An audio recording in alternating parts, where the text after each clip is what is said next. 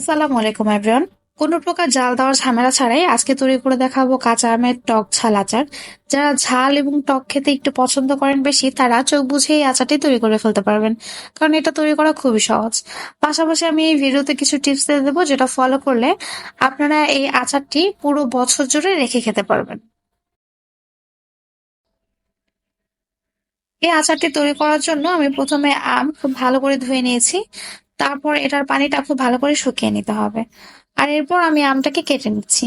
আপনারা আপনাদের ইচ্ছে মতো এই আমটা কাটতে পারেন, তবে একটু পাতলা করে কাটলে এটা যখন রোদে দিবেন শুকাতে খুব ভালো হয়, খুব তাড়াতাড়ি শুকিয়ে যায়।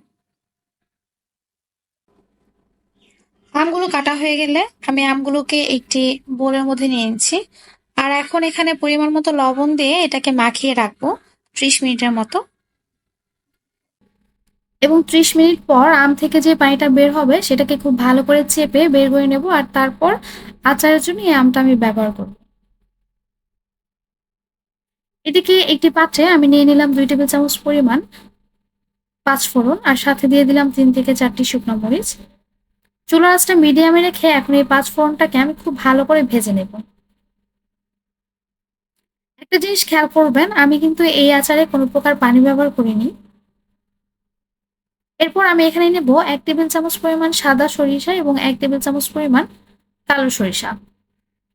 এখন এই সরিষাটাকে খুব ভালো করে ভেজে নিতে হবে, যাতে করে এটা খুব ভালো করে ব্লেন্ড হয়ে যায়।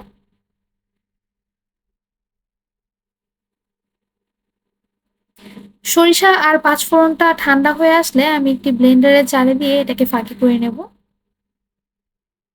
যেহেতু আমি কোনো প্রকার পানি ব্যবহার করছি না, তাই সরিষাটাকেও আমি কোনো প্রকার পানি ছাড়াই এটাকে ব্লেন্ড করে নিচ্ছি।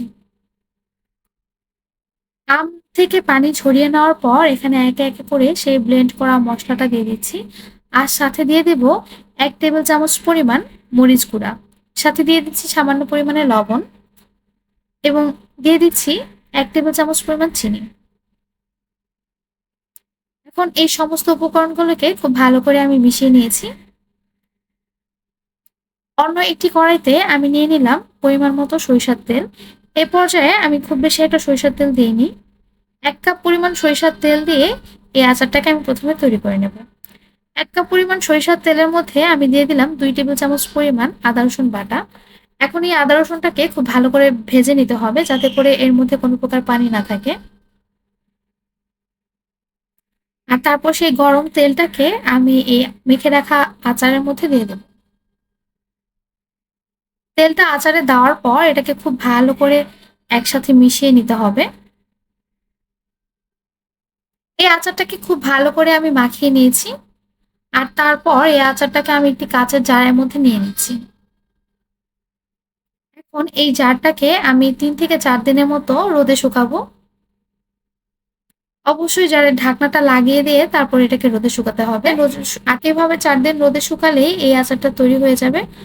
আর আপনারা যদি চান তাহলে 2 থেকে 3 মাস পর পর এই আচারটাকে একদিনের জন্য রোদে দিলেই এই আচারটা পুরো মাস জুড়ে থাকবে।